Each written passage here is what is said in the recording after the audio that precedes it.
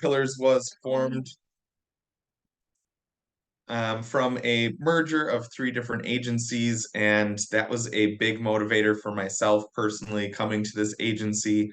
I've worked with a couple different nonprofits, and it can feel fairly competitive sometimes, competing for resources, a lot of client crossover, or competing for memberships in the community. So when I saw that there was an agency that was literally formed out of collaboration with a desire to better meet the needs of those clients in the community, it was really exciting for me, and I'm sure that's something that's really exciting for the rest of you too. So again, welcome. Thank you for being here.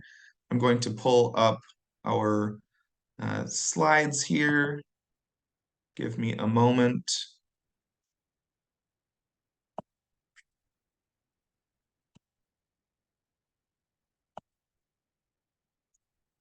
All right. So I'm Matt Baum. I'm the Community Engagement Director here. I've been with Pillars for 3 years. We have a couple other people that are going to be helping out with our presentation today.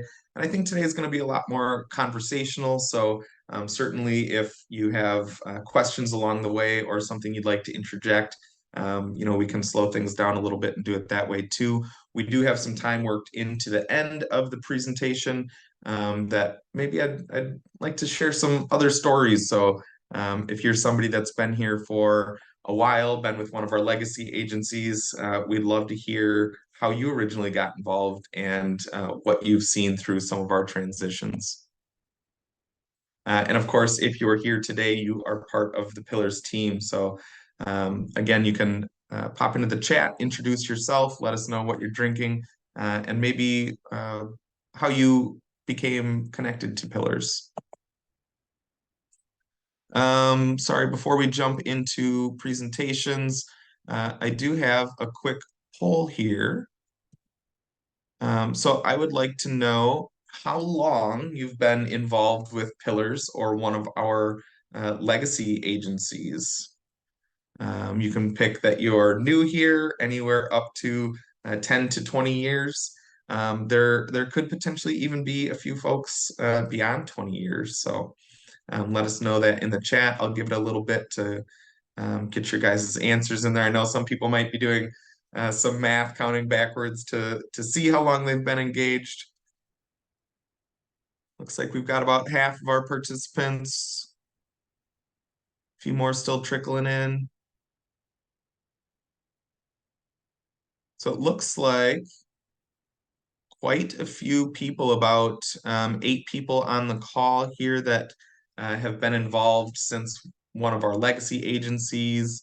And then the rest were onboarded with Pillars, and one that said they're new here. Welcome.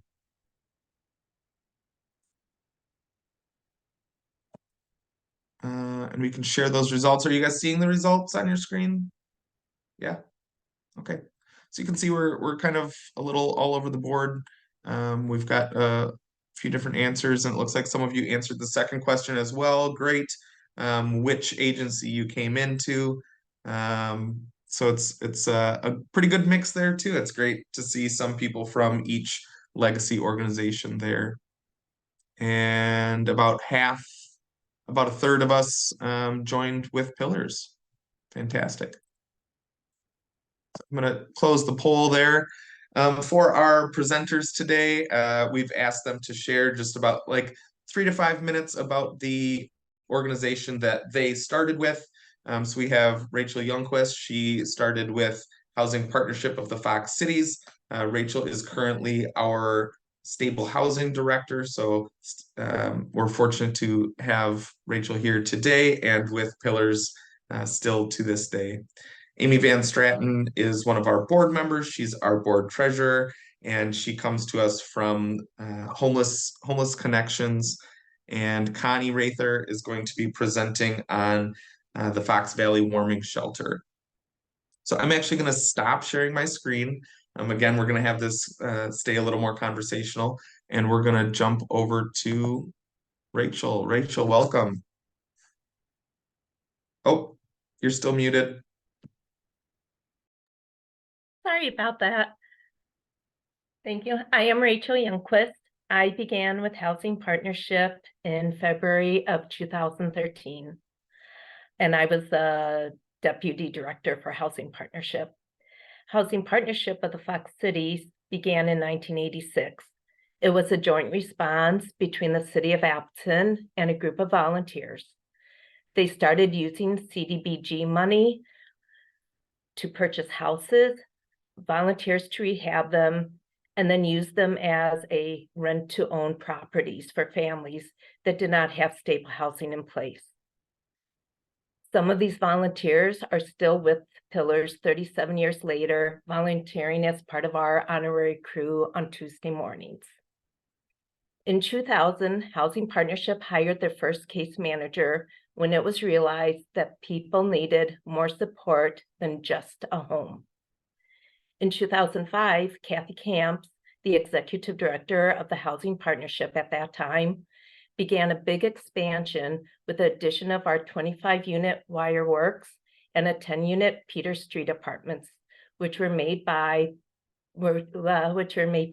by the city and government funding. Housing Partnership's mission was to be the leading provider of quality, affordable, and supportive housing to lower income families living in the Fox Cities. At the time of the merge, we had 36 properties, 81 units, and 12 staff members. We currently have 40 properties and 140 units. Awesome. Thanks, Rachel. And I know that that team and organization worked out of the Wireworks building. Was there somewhere that you guys operated prior to Wireworks? We had a very small office off of Morrison. That was before my time. Okay. Awesome. So in coming together, most of our housing properties came from there, and our Wireworks complex and our main office now is where our administrative and case managers work out of. Great, thank you. Amy, we'll kick it over to you. Yeah, thanks. Good morning. My name is Amy Van Straten. My day job is as Vice President for Finance and Facilities at Fox Valley Technical College. But here I'm talking about my relationship with Pillars as it relates to the legacy organization of Homeless Connections. So I had to do a little research to go way back in the history of Homeless Connections. But from what I found, and if anybody dates back farther than me, you can certainly interject. But from what I found, Homeless Connections was actually founded as the emergency shelter of the Fox Valley in 1981. And it was very much about providing vouchers for motel rooms. There was a name change in 2014, and this is about the time I became involved with the organization. The name change was to Homeless Connections, and the goal really was about helping people finding homes. So in addition to shelter, Homeless Connections provided case management, assistance with transportation, clothing, work equipment. There was a street outreach program to serve people who were homeless but not seeking shelter services, and also a high-risk prevention program in collaboration with Levin.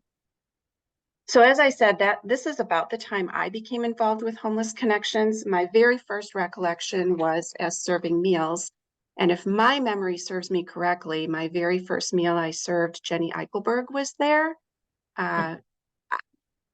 Jenny, if my memory is serving me correctly, it was through United Way's Emerging Leaders Program.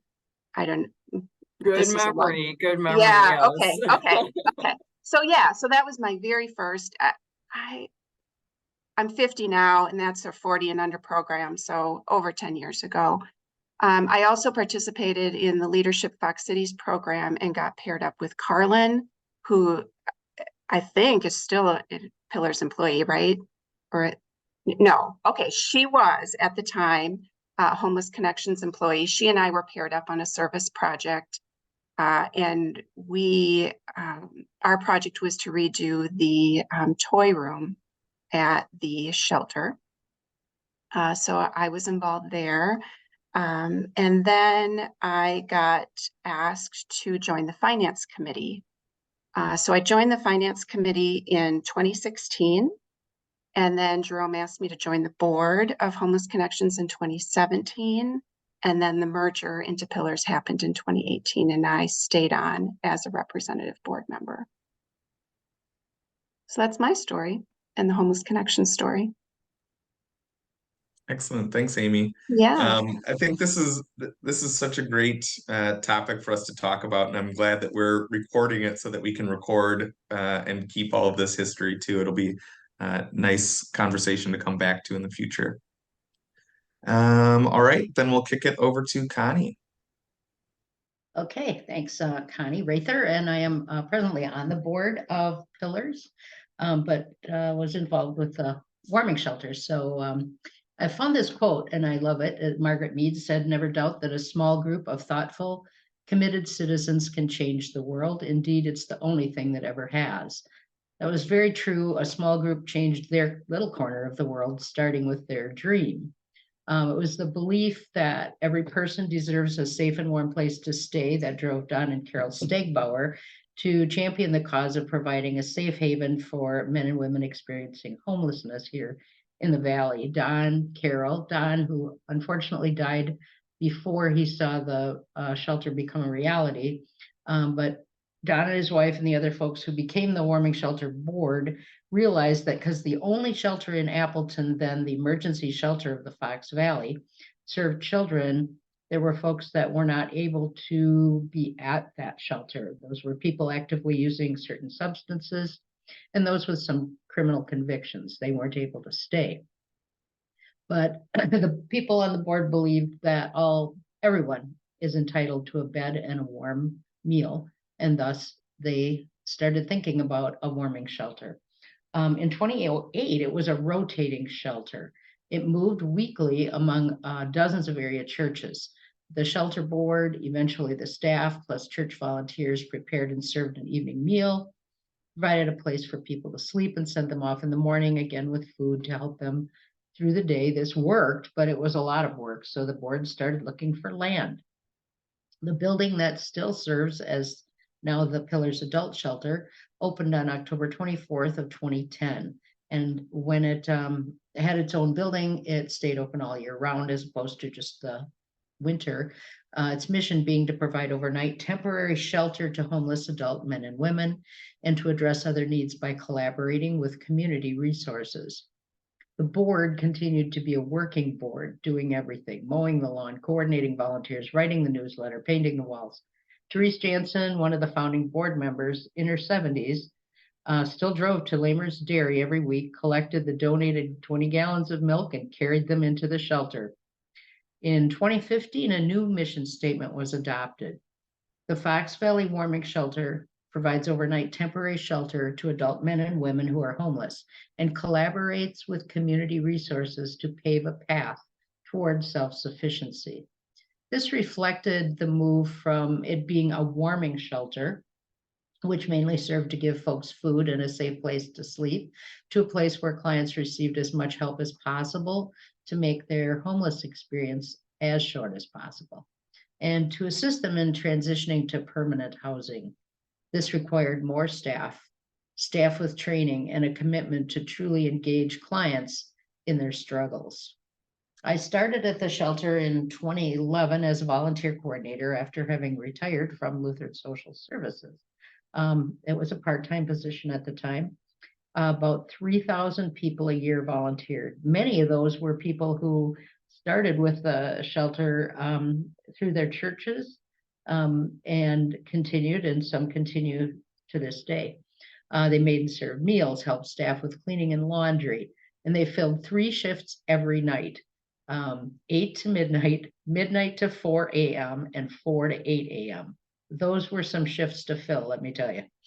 Other folks painted, landscaped, built our gazebo, planned our fundraisers, and so much more. The tagline for the shelter was "Hope Dwells Within."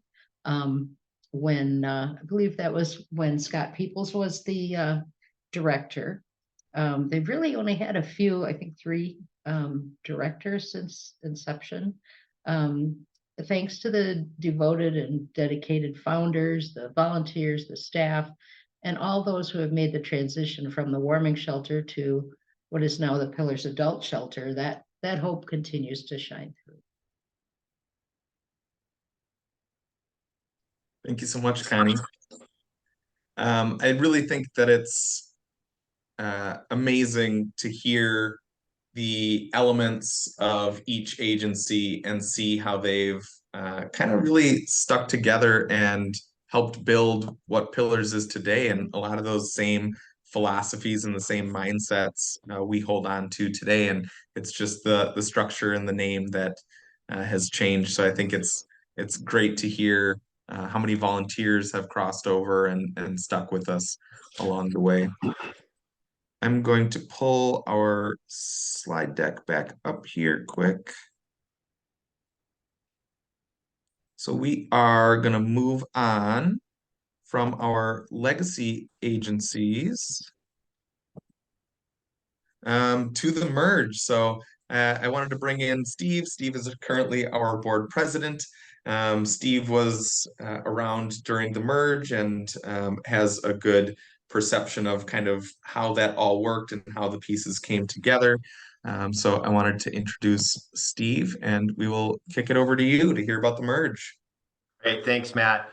Thanks all for joining today. Steve Williams, my day job, I am an actuary for a insurance broker, so kind of different work from what we've been hearing about here, but honestly, this is the work that really kind of keeps me excited about going through my day, knowing the impact and the impact that we can have in our community through Pillars.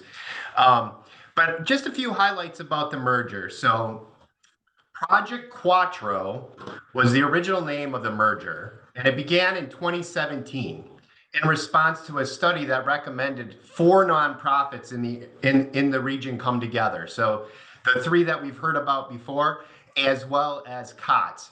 In the end, COTS did not join the organization or the merger, but that was kind of the starting of this Project Quattro.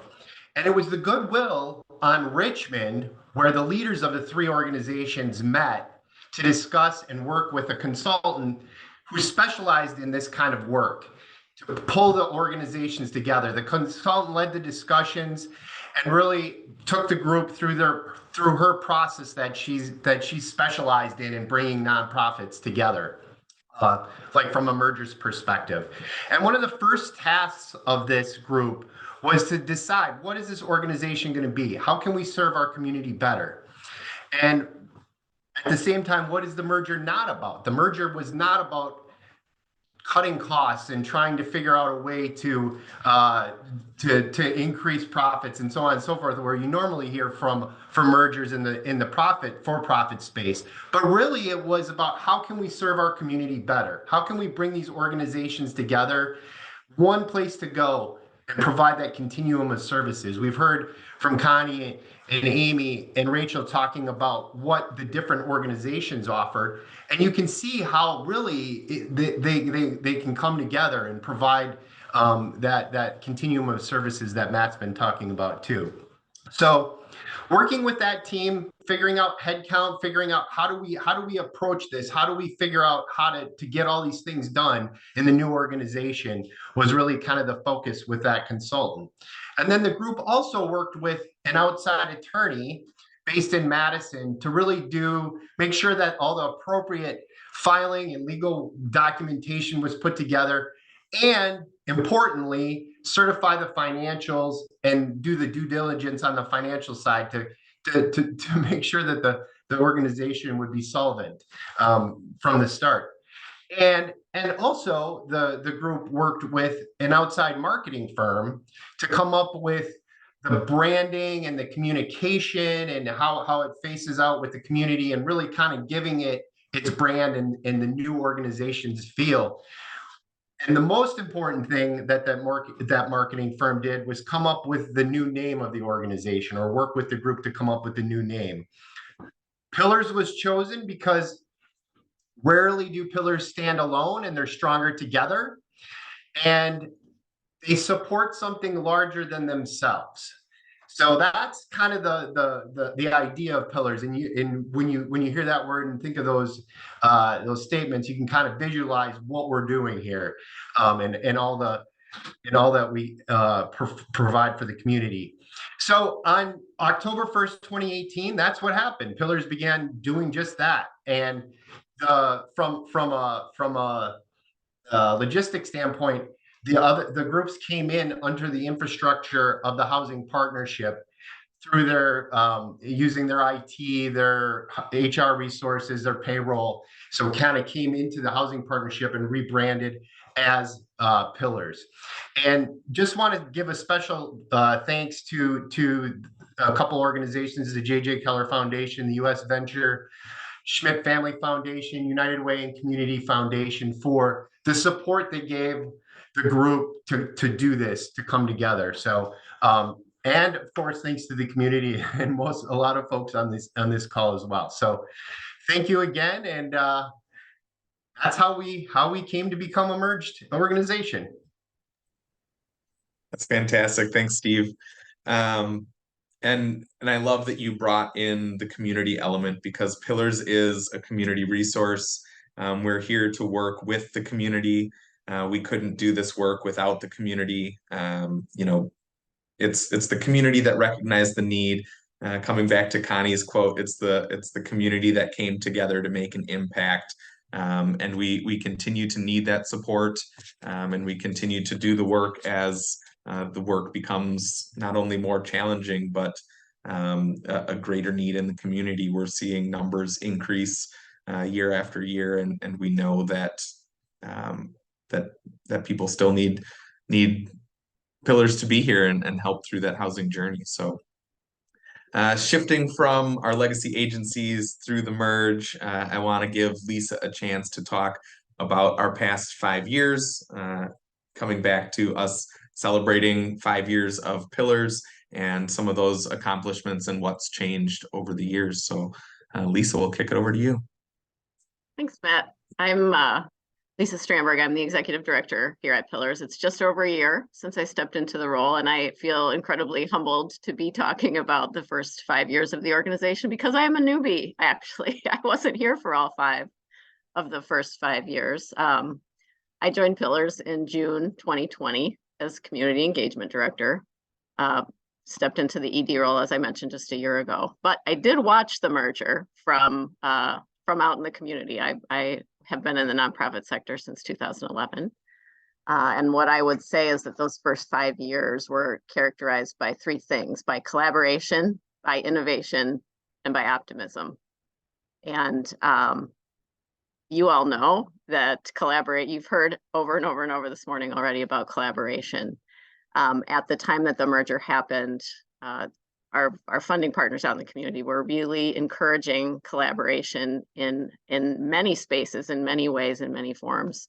I, at that time, was working in the mental health space, and that space is incredibly collaborative as well. So the merger really came out of that philosophy of we're stronger together. The name Pillars came out of the philosophy that we stand stronger together. That said, yielding your identity and co-creating a new shared identity, that is not easy work. That is an act of radical collaboration. And that was really where the merger and the first 5 years of the organization began. And you've heard from representatives of our legacy organizations that each of those organizations really, yes, brought services that were critical to the community, but they also brought other strengths to the collaboration that is Pillars, that helped us forge a better and broader alliance across the community. I think of the housing partnership and its tight relationship with the city of Appleton, with the municipality in which we are located. There are relationships with other housing organizations. I think of the sense of fun, too, that came from the housing partnership and what that infused into the culture of Pillars.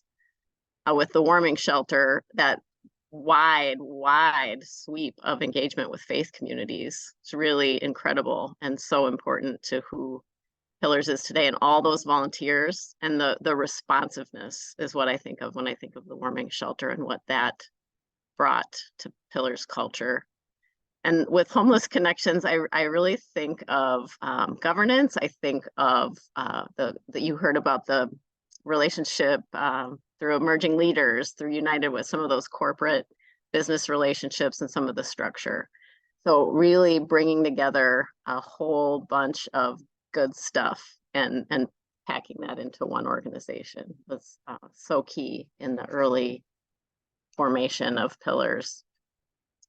Pillars also formed at the time that a lot of innovation was happening in the legacy organizations, and getting those innovations off the ground and working well was what was going on in the first year or two of the merger. So the prevention and diversion mindset that came really out of Homeless Connections and its collaboration with Levin around prevention services.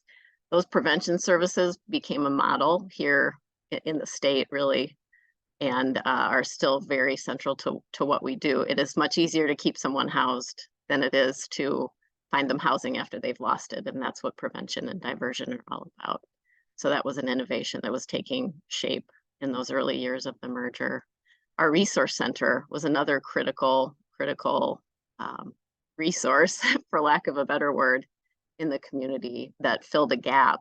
The warming shelter was open nighttime only, and that left a lot of people without a safe place to be during the day. So that weekday access to both a safe place to be and to the kinds of resources, healthcare, employment, education, and housing that would set them on a path to self-sustainability. The SRO, our single room occupancy program, also was initiated and growing through the early years of the merger. That program brings together unrelated adults in under a single roof to live like roommates do, each with their own room, but with shared common spaces. And that was a great solution and filled a niche for people who had income and who needed to build a good rental history. And that program is thriving today with 5 single room occupancy homes with 23 spaces. And then our Ascend program was another program that was growing and taking shape in the early years of the merger. That program serves young adults, 18 to 25, who are struggling with mental health and need a safe place to live as well. So bringing those two things together, a safe and stable and affordable place to live, so that those young adults can focus really on a shared effort to improve and stabilize their mental health as they build a strong foundation for adulthood. So a lot of innovations taking place along with the merger itself, much of which was born out of Project Rush. So the initiative to research and understand and solve homelessness. I mentioned optimism as a key element in those early years of the merger. Their mergers are never easy. I've heard it said it can take 3 years for a merger to fully be complete, for all of those different identities and cultures to meld into one. And our merger, our 3 years of coming together, was interrupted a year and a half in by COVID. COVID came along and kind of threw all of that work out the window and caused us to focus on something else altogether. And that took optimism too. And the engine of optimism here at Pillars for those first years was Joe Mothy, our executive director. He really brought joy, is the word that comes to mind, through all of that struggle, through all of the challenge of the merger, through all of the difficulty of COVID. There was just an unyielding source of optimism here, and that was Joe. And he was exactly the right leader at the right time for the right purpose to take the organization from 3 organizations with 3 identities to one organization with all of those things, with strong structure, with a sense of fun, with responsiveness. He really was the right person to do that.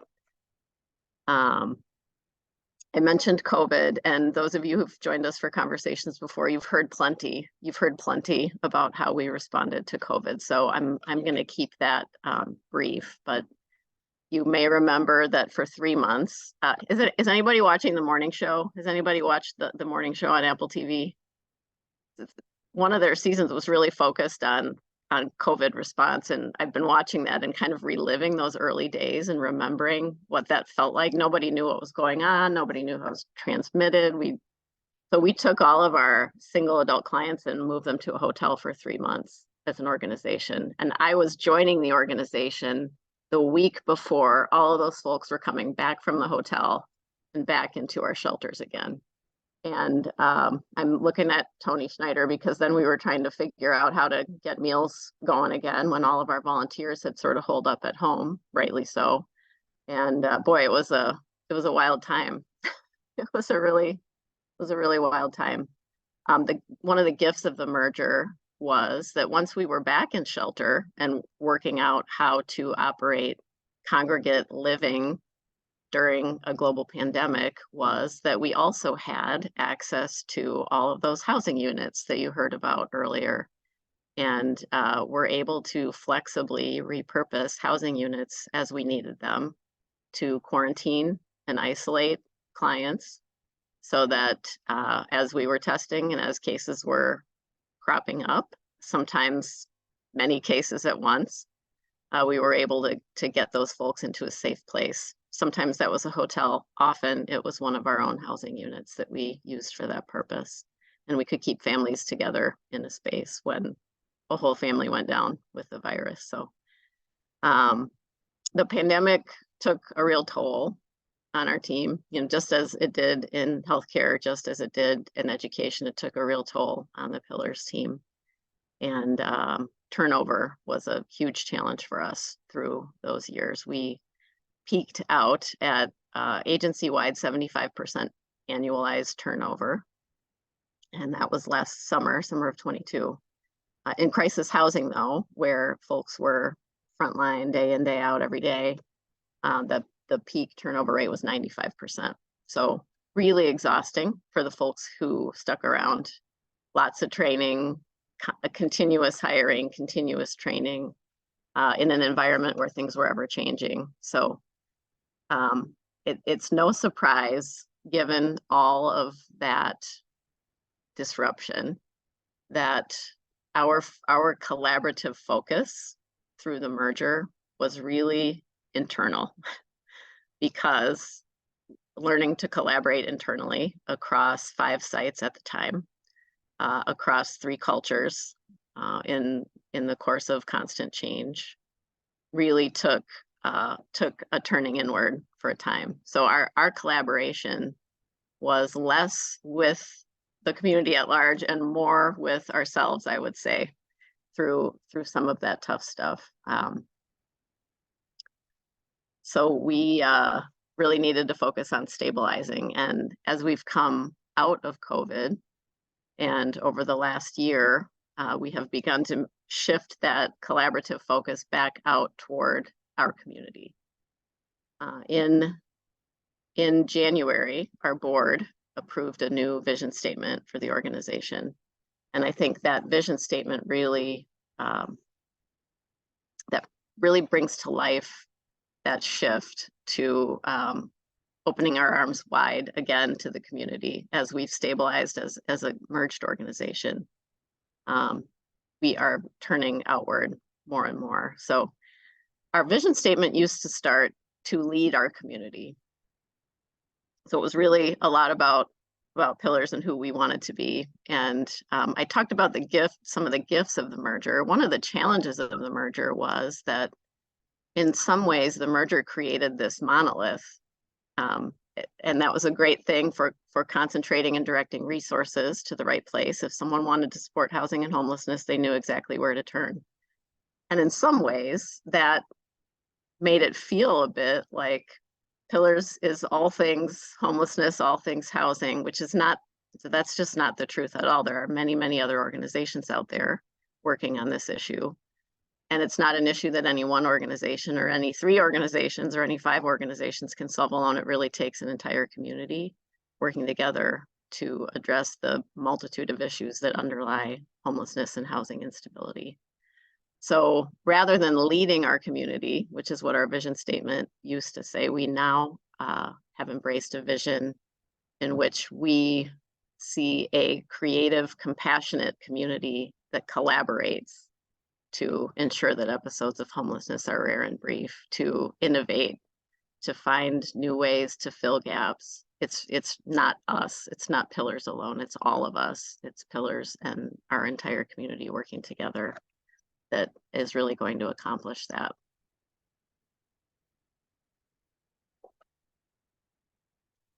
So as we look ahead now with this newly energized focus on wide collaboration and a community that's creative and compassionate together, we're really thinking about expanding access to affordable housing. That is what we're squarely focused on. We know that our numbers of folks in homeless experiences are on the rise, and the point in time count that we did in July. So point in time is something that happens all across the country. The Department of Housing and Urban Development requires it of any communities that receive HUD funding. And it happens twice a year, January and July, and on the same night everywhere, all across the country. Last July, when our teams went out, and our teams are not Pillars alone, it's the entire housing coalition, all of the organizations that brush up against housing in this community send volunteers, corporations send volunteers, the cities send volunteers. We have people from all walks participating. Last July, we found about 42 people unsheltered on the fourth Wednesday of July between 11 and 3 a.m. And in the days afterward, this year, 65. So roughly a 50% increase in the number of unsheltered folks that we're seeing in our community. And part of the reason that number has gone up as quickly as it has is that the group in which we are seeing the fastest increase in homeless experiences is families. So rather than finding one person at a time sleeping in their vehicle, we might be finding 4, we might be finding 5. There was one instance where we found 2 families staying together in one vehicle. So family homelessness is a huge and increasing issue. The school district is seeing it, we're seeing it. I'm sure the folks up in Green Bay are seeing it. Folks all across the country are seeing it. So expanding access to affordable housing is what we see as the answer. More shelter is not the answer. More housing is the answer. More shelter has to be part of the stopgap. And we have been responsive in partnership with the City of Appleton, creating a winter shelter overflow program with some funding that flowed through the city so that we can flexibly expand our shelter capacity in the winter. But we're not meeting all of the need. We're just not, plain and simple. Housing, though, is what we need more of in order to address the needs in our community. And so the message that we are going to be repeating and repeating and repeating in the 5 years ahead is that if you're a landlord, or if you know a landlord, or if you have a landlord, please talk to that landlord about considering offering affordable housing through Pillars or through another organization that offers programming to get people out of homeless experiences and into housing.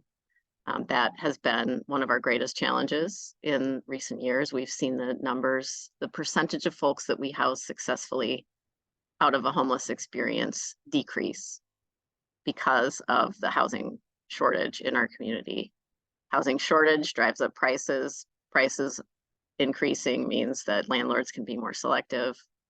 We need more landlords who want to partner with us in our mission. So that is one way that we intend to expand access to affordable housing, is to really work with others in the community to encourage and influence landlords to think about partnering with those of us who serve people in homeless experiences. We also want to grow our own inventory. You heard a lot about those units that we own. So really looking to add our own housing units that we have control over, so that we don't have to rely on on market forces really to get people housed, but we can rely on those resources that we have at hand. So we have been so fortunate over the last couple of years to have a number of organizations and individuals contribute richly, contribute money that allowed us to acquire additional affordable housing properties. And we added another single room occupancy program through the generosity of the Neenah Menasha Emergency Society and First United Methodist Church of Neenah Menasha. We've added duplexes through the generosity of individual couples, through individual people. Just really wanted to do something to address the shortage of affordable housing in our community. So that's one of our singular areas of focus in the 5 years ahead. We're also really focused on maturing as an organization. And we talked about the merger, how challenging that is. We talked about its disruption by COVID, by a global pandemic. We're still really in our adolescence at age 5. And anyone parented an adolescent, it can be a fitful experience, right? It's challenging. Building an identity is the work of adolescence, and that's what we've done, what we're doing as an organization. We've begun to move through that phase. We've taken some time in the last year to redefine our values as an organization, and our extended leadership team just did some work to really redefine our values. We're hoping to plaster those values everywhere so that we all live them. What I love about our values as an organization is that they apply just as much to how we relate to the clients and tenants and program participants we serve as they do to how we relate and connect to each other, to our partners. So those values are respect, appreciate each person as they are for who they are, collaboration, work together with a common purpose, empowerment, build autonomy through support and trust. And then there's grit. And grit it's a tough value for us. It's the value with which our team most identifies, because it's the value that I think has been called upon most through the merger. Grit actually came to be a value of Pillars through sort of a happy accident. I think that when the initial leadership team was brainstorming values, they were talking about integrity. And someone wrote integrity up on a whiteboard and noticed that the word grit was right there in the middle of the word integrity. And that was how folks came to fall in love with the idea of grit. And we take great pride in our grittiness here at Pillars. But one of the challenges we faced with that as a value is that sometimes it feels as though grit means just grit your teeth and do what needs doing. And that has become sort of individualized and put pressure on staff and led at sometimes, I think, to burnout. That idea that we just need to do it, whatever needs doing, we just need to do it. So if any of you have read the Angela Duckworth book called Grit, titled Grit, her definition of grit is really about persisting and persevering toward goals.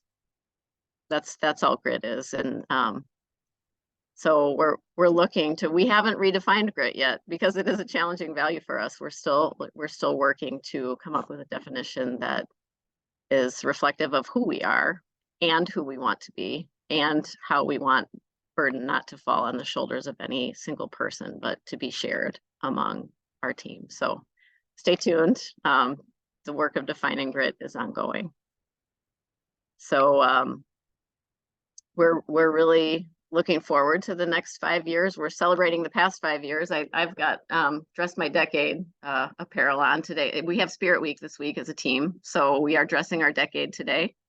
And I'm trying to channel a little 70s, 80s. Not sure how I did, but I know the earrings are authentic. They're actually I bought these in middle school, so I know they're authentic 80s earrings, but We're really celebrating this week that we've made it through a half decade and looking forward to the next half decade and what that will bring. And boy, I need another drink of water. I want to stop talking and ask if anybody has any questions, unless Matt has something else in mind for us to do next. No, we are going to transition right over to the group, and part of Conversations Over Coffee is including our entire team. And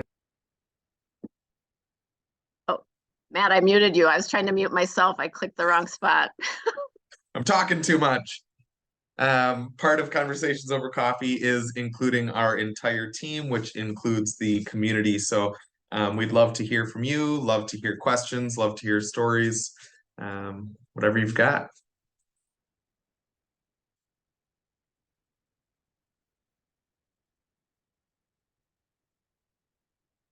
Anybody?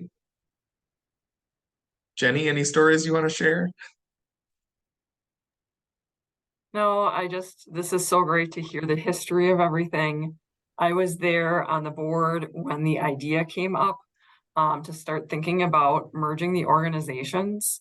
And so Jerome Martin, the former executive director, was the one that started thinking about that. But it was just great to hear how this all came together. Again, I'm in awe because it's a chunk of the housing continuum.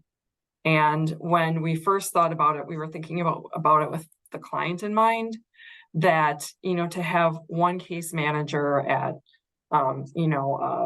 Homeless Connections that then moves them to Housing Partnership, that, it was not good, because you'd have to start over and retell your story, which was just a lot of pain. And we didn't want to have the client go through that. So it was a lot of hard work, a lot of long meetings. And unfortunately, I had to leave the project and I left board presidency as things were just getting started. But I'm just so happy that it all came together, that things are working out great. And I'm sure from the client perspective, they are so appreciative of this. So again, kudos to everyone.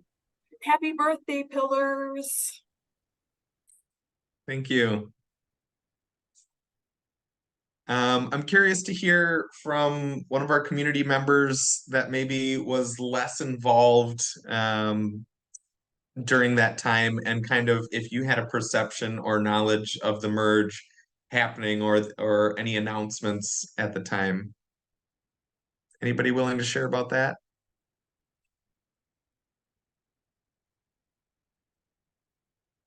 Any of our volunteers or donors on the call?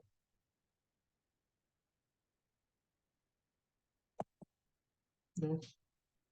What about funders? I think I saw some people from United Way. Hi,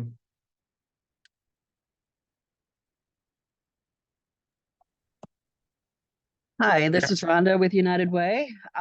Again, it's been a great journey for Pillars as they've gone from, I've been around a while, they've gone, from the small building to the current facility, the family and adult shelter, and the journey with the warming shelter from, its origins, rotating from church to church and to the warming shelter, and I mean all of the elements that make Pillars are needed in our community, that whole continuum. So I continue to applaud the work that you're doing. Our United Way will continue to support the work that you're doing, and however your journey continues forward, we will continue to partner with you on that. And I know I have other volunteers around on this call too, that, if you're willing and wanting to share a little bit of your perspective, I would invite you to do so as well.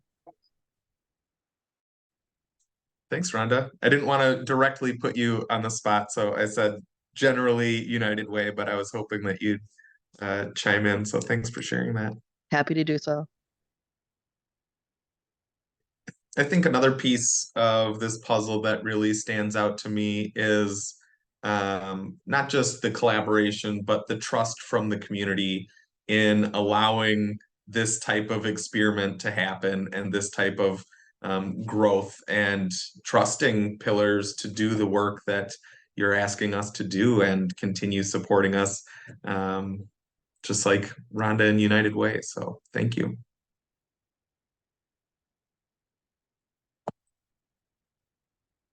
I think that I was still working at the warming shelter, before the merger. And I retired just before COVID. Sorry, Tony, poor Tony took over at a really, really, really hard time. But one thing I remember being part of that was Joe, Scott, and Jerome, who were the three leaders at the time, and how much work they did to really get staff on board with the merger. It's tough because, if you have a staff meeting, when you have staff that work from 9 to 5 or 8 to 5, it's one thing. But when you have staff that work 24 hours a day, to try to get people all in, as many as possible in the same room, to have a meeting when, half of them are like falling asleep because they either just got done with work or it's their normal sleep time. But, the work and the commitment that went into that, making that merger work, it was pretty phenomenal, I think. And very, always just Joe, of course, positive Joe, had such a positive attitude about how it was going to work. All three of them worked together, and I thought that really makes a difference in getting staff input and getting them on board. As you said numerous times, it's not easy blending three cultures at all.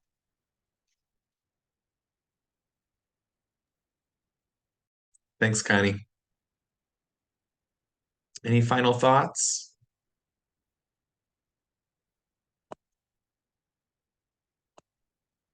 Oops. I don't think anybody mentioned the fundraiser, did they? Keys to Hope. Yeah. I'm gonna kick over to that right now. Thank you, Connie. Great segue. Yeah. So if there's nothing else for Keys to Hope, I did want to share a little information about Keys to Hope coming up October 19th. We do still have tickets available. I know several people on the call already have their tickets locked in and have invited others to attend. So we'd love to see you there, love to have your support. It's a great event to come together with Pillars staff, with volunteers, with other community supporters, and hear some updates. We have a great video that we've worked with Image Studios to produce, so you'll get to see that firsthand. Stephanie, our events coordinator, has done a great job working with our committee to drum up some fantastic auction items and baskets to sell at the event. So you could potentially win a Jordan Love signed football. We have a couple other Packers merchandise. We have some grilling baskets, some home care, self-care baskets. So lots of great stuff included there. You can follow our link. We can maybe we'll send a link out just to our folks here on the call a little bit later too. If you're not able to attend, we'd love it if you would share with somebody that might be able to attend. So next Friday is the cutoff for tickets. So get those in while you can. We'd love to see you there. Matt, there we go. Sneak peek items for our silent auction, just a very few. We have over 35 baskets this year in a wide variety of merchandise. So a lot of really, really great stuff. Very generous community, like donating basket items. If you're not able to attend in person, but are still interested in any of those items, we do have free virtual tickets where you can still bid on any of those things through our Givey app. And those tickets are also available, same website. So again, just for that part, that's free. All you have to do is sign up and sign into the Givey app to bid on those items virtually. Thank you so much, Stephanie. Any questions about Keys to Hope before we wrap things up? All right. Well, I guess we can end a couple minutes early here. I want to thank everybody again for joining us today, for all of your support, for being here through the tough times and the good times. We're happy to have you here celebrating 5 years of Pillars and the years to come. So thank you, and everybody have a great rest of your day.